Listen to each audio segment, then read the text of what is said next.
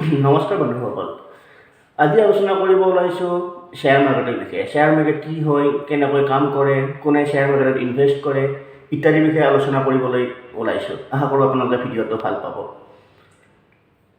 Share market, stock market বা equity market এই তিনিওটাৰে ধাৰণা একেই।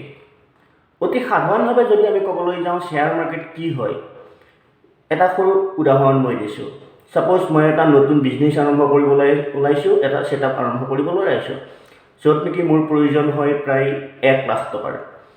কিন্তু মোৰ হাতত 1 লাখ টকা নাই, মোৰ হাতত আছে 60,000 টকা। চ' মই মোৰ বন্ধুজনক ক'লোঁ যে তুমি 40,000 টকা মোৰ যিটো ছেটআপ আৰম্ভ কৰিব ওলাইছোঁ সেই ছেটআপত যোগ কৰা, আৰু লাভৰ যিখিনি অংশ হ'ব তাৰে 40% তুমি পাবা, 60% মই পাম। সেইটোৱেই শ্বেয়াৰ মাৰ্কেটৰ এটা ধাৰণা। আমাৰ মাৰ্কেটত যিবোৰ কোম্পানীয়ে আৰম্ভ কৰে শ্বেয়াৰ বিকিবলৈ, এটা ডাঙৰ বহল ভিত্তিত আৰম্ভ কৰে। ছাপ'জ কোনো কোম্পানীৰ অ'নাৰে তেওঁৰ কোম্পানীৰ কিছু এটা অংশ বাহিৰত মাৰ্কেটত পাব্লিকক বা কিছুমান মানুহক বিক্ৰী কৰে।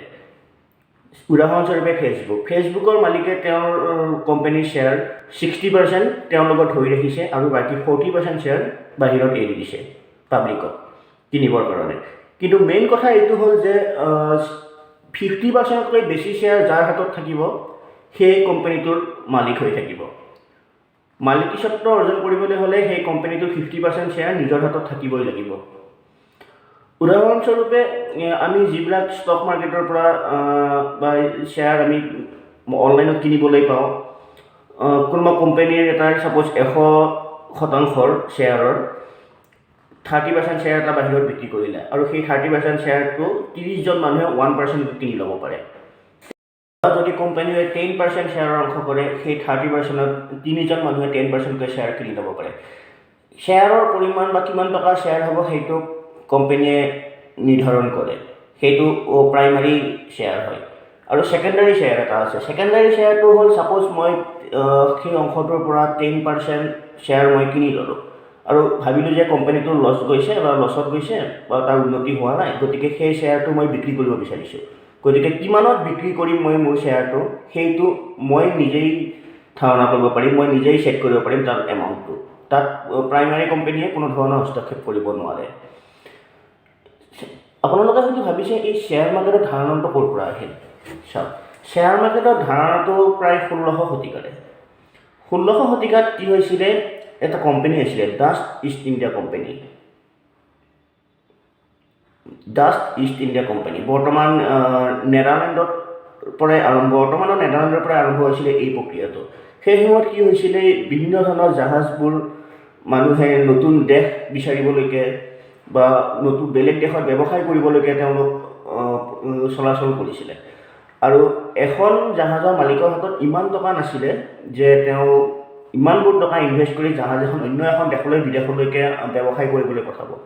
আৰু তেওঁলোকে কিছুমান মানুহক কৈছিলে, আমাৰ জাহাজখনে এনেকৈ ব্যৱসায় কৰিবলৈ গৈছে অন্য দেশত, আপোনালোকে আমাক অলপ টকা দি সহায় কৰক, যদি সেই জাহাজখনে ব্যৱসায়ৰ পৰা লাভ হয় তেতিয়াহ'লে তাৰ লাভৰ অংশ এটা মানে আপোনালোকে যি ইনভেষ্ট কৰে তাৰে অংশ এটা আপোনালোকে পাব।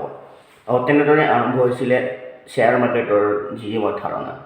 সেই জাহাজবোৰ যেনেকৈ গৈছিলে বিজনেছ কৰিবলৈ, ব্যৱসায় কৰিবলৈ অন্য দেশত, তেতিয়াতো যোগাযোগ ব্যৱস্থা জাহাজেই আছিলে আৰু মানুহবোৰে এই জাহাজৰ ওপৰত ইনভেষ্ট কৰিছিলে। কিন্তু কিছুমান জাহাজ ঘূৰি অহা নাছিলে, হয়তো সাগৰত ডুবি গৈছিলে, সাগৰীয় পথত হেৰাই গৈছিলে, আৰু যিবোৰ তেনেকৈ কিছুমান মানুহ বহুত লছ হৈছিলে। তেতিয়া মানুহবোৰে ভাবিছিলে যে আমি এখন জাহাজৰ ওপৰত তেনেকৈ ইনভেষ্ট কৰাকৈ আমি 5খন-10খন জাহাজত আমাৰ পইচাটো ইনভেষ্ট কৰি দিওঁ, যাতে এখন নহয় এখনটো ঘূৰি আহিবই, গতিকে তেওঁলোকে এটা লাভৰ অংশ তাৰ পৰা পাব। আৰু সেই আৰম্ভণি শ্বেয়াৰ মাৰ্কেটৰ।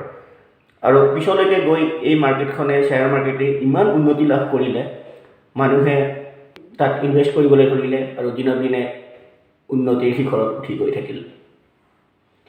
তো বন্ধুসকল, এইটোৱেই আছিল শ্বেয়াৰ মাৰ্কেটৰ এটা সংক্ষেপ ধাৰণা। যিমানখিনি মই অধ্যয়ন কৰি আপোনালোকক বুজাবলৈ চেষ্টা কৰিছোঁ, হয়তো আপোনালোকে বহুতে জানে শ্বেয়াৰ মাৰ্কেটৰ বিষয়ে, যিসকলে নাজানে মই তেওঁলোকৰ কাৰণে এই ভিডিঅ'টো প্ৰস্তুত কৰিছোঁ। আশা কৰোঁ আপোনালোকে ভিডিঅ'টো ভাল পাব। আৰু যদি ভাল পায় মোৰ এই ডিজিটেল ডায়েৰী ইউটিউব চেনেলটো ছাবস্ক্ৰাইব কৰিব। ধন্যবাদ।